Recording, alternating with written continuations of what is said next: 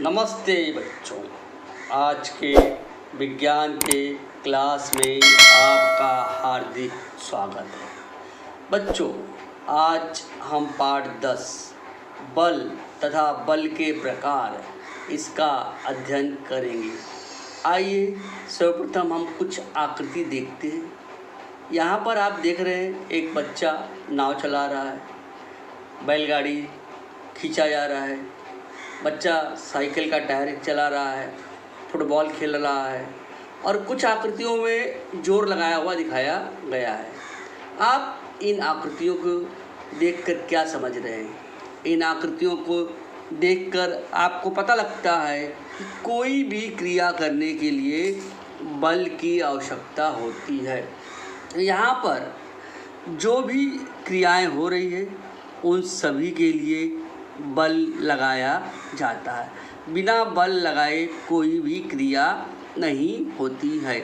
आइए बल किसे कहते हैं, सर्वप्रथम बल की परिभाषा क्या है उसके बारे में जानते हैं। तो आइए बल की परिभाषा देखिए। कोई भी पिंड अथवा वस्तु अपने आप अपना स्थान परिवर्तित नहीं करती। वस्तु को हिलाने के लिए बल की आवश्यकता होती है। गतिशील पिंड की दिशा परिवर्तित करने अथवा उसे रोकने के लिए भी बल का उपयोग किया जाता है। अब आइए बल के महत्व को, बल का उपयोग को हम समझते हैं। बल का उपयोग किसी भी पिंड का आकार परिवर्तित करने के लिए बल की आवश्यकता होती है। यहाँ आकृति में आप देखिए, ये जो लोहार है इस वस्तु का प्रहार करके अर्थात बल लगाकर उस वस्तु के आकार को परिवर्तित कर रहा है। अर्थात किसी भी पिंड का आकार बदलने के लिए बल की आवश्यकता होती है। आइए अब हम बल के प्रकार के बारे में उसका अध्ययन करेंगे। बल के कितने प्रकार हैं सर्वप्रथम उसको हम जानेंगे। तो आइए आप स्क्रीन पे देखिए। पहला प्रकार है स्नायु बल, दूसरा प्रकार यांत्रिक बल, तीसरा प्रकार गुरुत्व बल या इसे हम गुरुत्वाकर्षण बल भी कहते हैं, चौथा प्रकार है चुंबकीय बल, पांचवा प्रकार घर्षण बल, छठवां प्रकार स्थिर विद्युत बल। इस क्लास में हम पहले 3 बल के प्रकार स्नायु बल, यांत्रिक बल, गुरुत्व बल इसका अध्ययन करेंगे और शेष 3 प्रकारों को हम अगले क्लास में इसका अध्ययन करेंगे। तो आइए हम शुरू करते हैं। स्नायु बल क्या होता है? स्नायु बल की परिभाषा देखिए। स्नायु द्वारा, पेशियों द्वारा, हमारी जो मांसपेशियां होती हैं, हमारे जो स्नायु होते हैं उसके द्वारा लगाए गए बल को हम स्नायु बल कहते हैं। उदाहरण बाल्टी उठाना, डंबल उठाना। यहाँ आकृति में आप देख रहे हैं कि एक व्यक्ति अपने हाथ में डंबल उठा के अपने मांसपेशियों द्वारा बल लगा रहा है। तो ऐसे बल को हम स्नायु बल कहते हैं। जो भी क्रिया हम अपने स्नायुओं द्वारा, अपने मांसपेशियों के बल द्वारा करते हैं उस बल को हम स्नायु बल कहते हैं। तो आइए बल का दूसरा प्रकार उसका अध्ययन करते हैं। दूसरा प्रकार है यांत्रिक बल। यांत्रिक बल क्या होता है? जो बल यंत्र द्वारा लगाए जाते हैं ऐसे बल को हम यांत्रिक बल कहते हैं। अब इसके उदाहरण भी देखेंगे। मशीनों द्वारा जो बल लगाया गया, सिलाई मशीन द्वारा जो बल लगाया जाता है, विद्युत पंप द्वारा जो बल लगाया जाता है, वॉशिंग मशीन द्वारा जो, मिक्सर द्वारा जो बल लगाया जाता है, यह सब यांत्रिक बल के प्रकार है।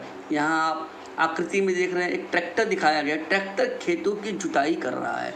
मतलब यहाँ पर मशीन द्वारा बल लगाया गया है। मिक्सर में हम चटनी पीसते हैं या कोई भी मसाला पीसते हैं तो उसमें यांत्रिक बल प्रयुक्त होता है। सिलाई मशीन की आकृति में भी आप देख रहे हैं, ये सब जो बल के प्रकार है वह यांत्रिक बल के प्रकार है। ये सब जो बल है ये स्वचालित यंत्र है, मतलब इन यंत्रों को अपने आप ये कार्य करते हैं और उनके द्वारा लगाए गए बल को हम यांत्रिक बल कहते हैं बच्चों। आइए बल का तीसरा प्रकार देखते हैं।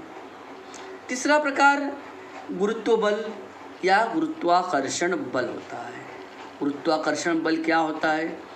पृथ्वी द्वारा पिंडों पर जो बल लगाया जाता है ऐसे बल को हम गुरुत्व बल कहते हैं। उदाहरणार्थ ऊंची इमारत से नीचे गिरने वाली वस्तु। यहाँ पर आप देख रहे हैं एक लड़का आकृति में एक गेंद को उछाल रहा है। जब ऊपर उछालने के बाद भी वह गेंद नीचे आ जाती है। आप देख रहे हैं आम का पेड़ है, पेड़ पर फल पकने के बाद नीचे गिर जाते हैं, ऊपर की ओर नहीं जाते। क्यों? क्योंकि पृथ्वी द्वारा पिंडों पर जो बल लगाया जाता है उसे गुरुत्वाकर्षण बल कहते हैं। यह गुरुत्व बल के उदाहरण है। आप समझ गए होंगे कि कोई भी वस्तु हम ऊपर की ओर फेंकते हैं तो पुनः नीचे की ओर ही क्यों आती है? क्योंकि पृथ्वी में गुरुत्वाकर्षण बल पाया जाता है। आइए एक महान वैज्ञानिक सर आइजक न्यूटन के बारे में जानेंगे। इन्होंने गुरुत्वाकर्षण की खोज की थी। गुरुत्वाकर्षण बल जो होता है उसकी खोज न्यूटन ने की थी। पृथ्वी का गुरुत्व बल ऊपर की जाने वाले किसी भी पिंड के सदैव विपरीत दिशा में होता है। इसलिए पिंड का वेग क्रमशः कम होकर अंत में शून्य हो जाता है। इसके बाद वह पिंड और ऊपर न जाकर नीचे की ओर गिरने लगता है। नीचे गिरते समय गुरुत्व बल द्वारा ही उसके गति में क्रमशः निरंतर वृद्धि होती है। ऐसे बल को हम गुरुत्वाकर्षण बल कहते हैं और इस बल की खोज महान वैज्ञानिक सर आइजक न्यूटन ने की थी। सर आइजक न्यूटन की आकृति आप सामने वीडियो में देख रहे हैं। आइए आगे हम अध्ययन करते हैं। आइए एक प्रयोग देखेंगे, पानी में पत्थर डालना। अब यहाँ पर अधिक ऊंचाई से पत्थर पानी में डालने से ध्वनि में वृद्धि होती है। अब यहाँ पर आप देख रहे हैं दो बालक हैं। एक बालक बाल्टी में पत्थर डाल रहा है नीचे से और एक ऊपर से डाल रहा है। जब नीचे की ओर से डाल रहा है तो पानी में क्रमशः ध्वनि की मात्रा कम होती है और पानी उछलता भी नहीं है। लेकिन जितनी तेज़ी से हम ऊपर से पत्थर डालेंगे तो ध्वनि में वृद्धि भी होती है और पानी उछलता भी है। इस तरफ से ये कहते हैं कि जितनी तेज़ी से बल लगाया जाता है उतनी तेज़ी से क्रिया भी होती है। आइए आगे देखते हैं। बच्चों आप आइए, बोझ ढोने वाला व्यक्ति, यदि हम कम बोझ लेके चलेंगे या कम भार लेके चलेंगे तो कम बल लगाना पड़ेगा। यदि अधिक भार उठाने के लिए अधिक बल का उपयोग किया जाता है। यहाँ पर आप आकृति में देख रहे हैं दो व्यक्ति हैं, एक का बोझा हल्का है, एक का बोझा ज़्यादा है।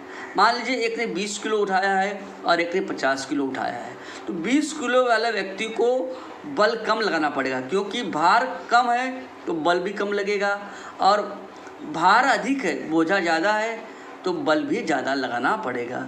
इस तरह से हम आगे और देखेंगे भार क्या होता है, भार की परिभाषा क्या होती है। आइए भार का अध्ययन करते हैं।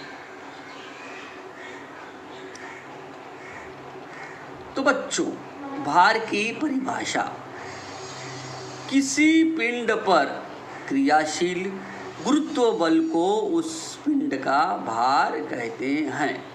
अब किसी भी वस्तु का भार ज्ञात करना है तो उसके लिए हम कमानीदार तुला का उपयोग करते हैं या कांटे का उपयोग करते हैं। यहाँ पर आप देख रहे हैं हमने कमानीदार तुला की आकृति बना के दी गई है कि आसानी से इसमें टांग कर उठाकर उस वस्तु का भार का मापन किया जा सकता है। तो बच्चों, इस तरह से भार क्या होता है, भार का मापन कैसे किया जाता है, इन सब का अध्ययन हमने आज के क्लास में किया। तो बच्चों, आज का क्लास हम यही समापन करते हैं। धन्यवाद बच्चों। अगर आपको ये वीडियो पसंद आया है तो आप लाइक कीजिए, सब्सक्राइब कीजिए, कमेंट कीजिए और अपने दोस्तों को भी शेयर कीजिए। और अधिक से अधिक आप सब्सक्राइब करेंगे, उसी प्रकार से और नए नए वीडियो आपके सामने आते रहेंगे। इतना कहकर आज मैं आप सभी को धन्यवाद देता हूँ। धन्यवाद बच्चों।